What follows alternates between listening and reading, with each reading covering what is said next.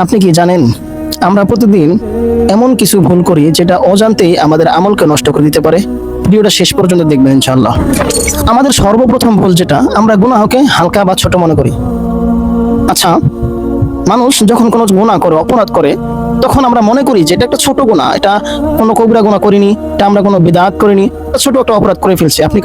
আপনি কোনো মানুষকে একটা থাপ্পড় মারলেন, আপনার কোনো মুসলমান ভাইকে আপনি একটা গালি দিলেন, আপনার তো মনে করি যে এটা একটা ছোট গুনাহ, এটা তেমন কোনো গুনাহ নয়, এখানে মাপ চাওয়ার কি আছে, আল্লাহ তাআলা কবুল করবে।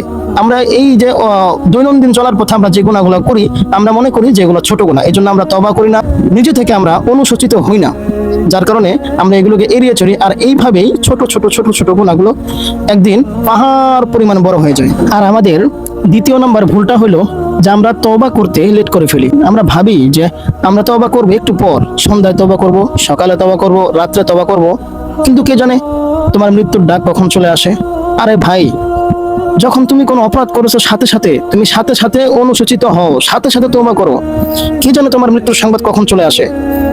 তুমি তোমার কোনো মুসলমান ভাইকে কষ্ট দিয়েছো, তুমি কোনো মানুষের হক নষ্ট করেছো, তার কাছ থেকে ক্ষমা চাও, তুমি তওবা করো। যখন তোমার মৃত্যুর সময় চলে আসবে, তখন তুমি সেই সময় বা সুযোগ কোনোটাই পাবে না, তার কাছ থেকে ক্ষমা চাওয়ার সুযোগও পাবে না, আল্লাহর কাছে তুমি তওবা করার সময় বা সুযোগ কোনোটাই পাবে না।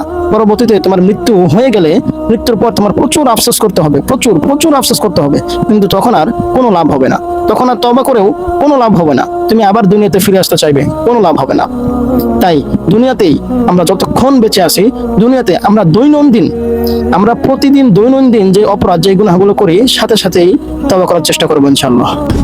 আর আমাদের তৃতীয় নাম্বার ভুল হলো, যখন মানুষ কোনো বিপদে পড়ে, তখন এইদিক সেদিক, এখানে সেখানে ছোটাছুটি করে, মানুষের কাছে গিয়ে সাহায্য চায়। আরে ভাই, আমাদের সর্বপ্রথম উচিত হলো আগে আল্লাহ সুবহানাহু ওয়া তাআলার কাছে সাহায্য চাওয়া, তার কাছে রোনা জারি করা, তারপর এদিক সেদিক আপনি সাহায্য চাইতে পারেন। কিন্তু সর্বপ্রথম দায়িত্ব হলো আপনি আল্লাহ তাআলার কাছে চাইবেন, কেননা রাসূলুল্লাহ সাল্লাল্লাহু আলাইহি ওয়াসাল্লাম বলেছেন, আদ-দুআউ হুয়াল ইবাদাহ, দুআই হলো ইবাদত। এই কথা বলে রাসূলুল্লাহ সাল্লাল্লাহু আলাইহি ওয়াসাল্লাম এই আয়াতটিও বললেন যে ওয়াকালা রাব্বুকুম উদউনি আস্তাজিব লাকুম। রাসূলুল্লাহ সাল্লাল্লাহু আলাইহি ওয়াসাল্লাম বলেন যে ওয়াকালা রাব্বুকুম উদউনি, তোমাদের প্রভু বলেছে, উদউনি, যে ব্যক্তি আমাকে ডাকবে, আস্তাজিব লাকুম, আমি তার ডাকে সাড়া দিব। ইন্নাল্লাযীনা ইস্তাকবিরুনা আন ইবাদাতি, আর যেই ব্যক্তি আমার ডাকে অহংকার করবে, আন ইবাদাতি, আমার ইবাদতে অহংকার করবে, সায়াদখুলুনা জাহান্নামা দাখিরিন, সে লাঞ্ছিত হয়ে জাহান্নামে প্রবেশ করবে। তাই প্রিয় বন্ধুগণ, আমরা যত বড় বিপদেই পড়ি না কেন, সর্বপ্রথম আমাদের স্মরণ করতে হবে আল্লাহ তাআলাকে স্মরণ করার পর আপনি যদি কোথাও ভাবেন যে আপনি সেখানে গেলে আপনার কাজটা হয়ে যাবে, তাহলে আপনি যেতে পারেন। তখন দেখবেন আল্লাহ তাআলা তার অন্তরটা নরম করে দিবে, তার দ্বারাই কোনো না কোনো ওসিলায়, হয়তো বা তার ওসিলায় আপনার বিপদ থেকে আপনি বাঁচতে পারেন ইনশাআল্লাহ। তাই সর্বপ্রথম আমরা যত বড় বিপদে পড়ি না কেন, আল্লাহকে স্মরণ করব।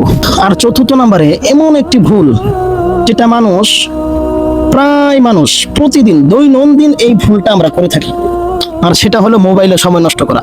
আমরা ঘন্টার পর ঘন্টা, এমনকি সারা দিন 24 ঘন্টা, সারা রাত আমরা মোবাইল নিয়ে ব্যস্ত থাকি, মোবাইলে স্ক্রল করতে থাকি। বর্তমান জেনারেশনটা এমন হয়েছে যে সব সময় মোবাইলে ফ্রি ফায়ার, এই গেম সেই গেম খেলে সময়টাকে এমন ভাবে নষ্ট করে, আমরা পড়ালেখার প্রতি মনোযোগ দিতে পারতেছি না মোবাইলের কারণে, আমরা খেলাধুলার প্রতি মনোযোগী হতে পারছি না, আমরা 5 মিনিট কোরআন তেলাওয়াত করার সময় পাই না, আমরা মসজিদে যাওয়ার সময় পাচ্ছি না।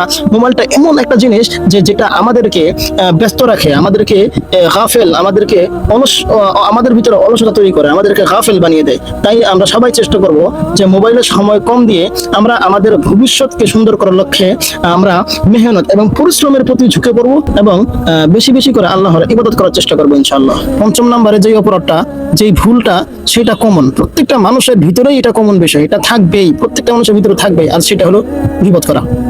আমরা যখন কয়েকজন বন্ধু বান্ধব একসাথে বসি বা কয়েকজন লোক আমরা একসাথে বসি, তখন সেখানে একজন আরেকজনের সম্পর্কে আলোচনা সমালোচনা শুরু হয়ে যায়। আর এটা এমন একটা অপরাধ যে এটা কোরআনের মধ্যে মৃত ভাইয়ের গোশত খাওয়ার সমপরিমাণ গুনাহ সাথে তুলনা করা হয়েছে। এটা চিন্তা করেন একবার, কি পরিমাণ বড় গুনাহ হইলে এত নিকৃষ্টতম একটা কথা তার জন্য হয়ে থাকে, কোরআনে বর্ণিত হয়ে থাকে। তাই আমরা সবাই চেষ্টা করব এই নেককারজনক কাজটা আমাদের মধ্য থেকে বঞ্চিত করা, আমরা যেন এই কাজ থেকে সব সময় নিজেকে বাঁচিয়ে রাখতে পারি ইনশাআল্লাহ।